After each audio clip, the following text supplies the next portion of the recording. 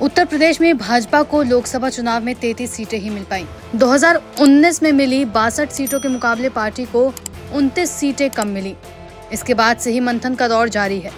यही नहीं, लोकसभा चुनाव के बाद कुछ घटनाक्रम ऐसे रहे हैं जिसके चलते योगी सरकार की भी मुश्किलें बढ़ रही हैं।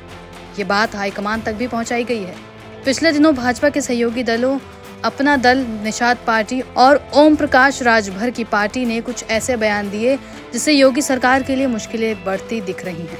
अनुप्रिया पटेल ने तो सीधे सीएम को पत्र लिखा था और कहा कि राज्य सरकार नौकरियों में ओबीसी वर्ग के छात्रों का चयन नहीं कर पा रही। उनकी शिकायत थी कि इंटरव्यू में उन्हें पास नहीं किया जा रहा। इसके अलावा उन्होंने 69,000 शिक्षकों की भर्ती के मामले में भी ओबीसी अभ्यर्थियों के साथ गड़बड़ी का आरोप लगाया था। अनुप्रिया ने अपने पिता स्वर्गीय सोनेलाल पटेल की जयंती पर योगी सरकार पर आरोप लगाया था। सुनिए उन्होंने क्या कहा था। सैनिक स्कूल और नवोदय विद्यालय और केंद्रीय विद्यालय में कभी भी किसी ने, सरकार ने चिंता नहीं की। पिछड़ों के बच्चों को प्रवेश में आरक्षण की व्यवस्था देने की चिंता भी मोदी जी की सरकार ने की। और जब मैंने उनके समक्ष नीट की परीक्षा में ओबीसी आरक्षण नहीं लागू होने का विषय उठाया, मोदी जी ने इस पर भी त्वरित कार्रवाई की। फिर सवाल है, इतना सब कुछ करने के बाद भी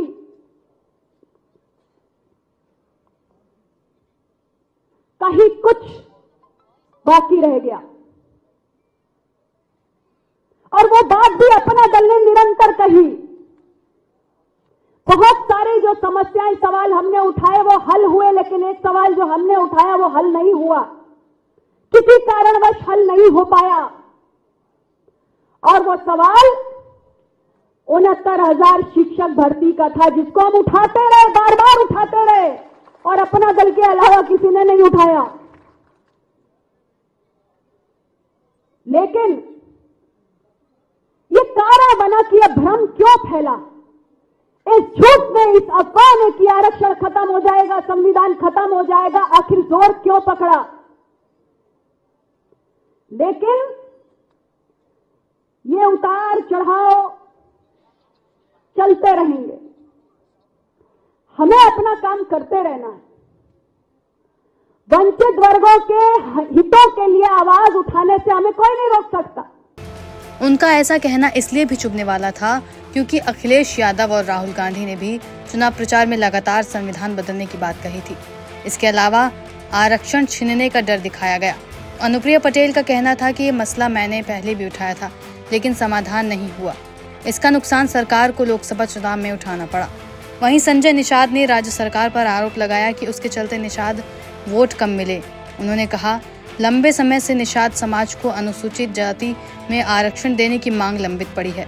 इस समुदाय ने 2019 और 2022 में भाजपा को वोट दिया था, लेकिन सरकार ने उसे गंभीरता से नहीं लिया और अब उसका एक वर्ग छिटक रहा है।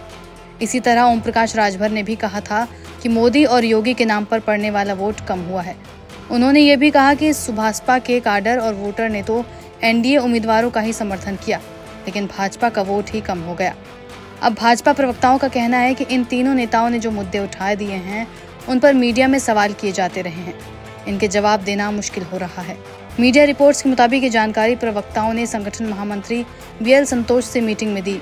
वो 2 दिन के यूपी दौरे पर आए थे। इस दौरान उन्होंने राज्य में कार्यकर्ताओं और नेताओं से मुलाकात की। कन्नौज के पूर्व सांसद सुब्रत पाठक ने तो साफ कहा कि भर्ती परीक्षाओं में पेपर लीक और धांधली के आरोपों ने भी नुकसान पहुँचाया है।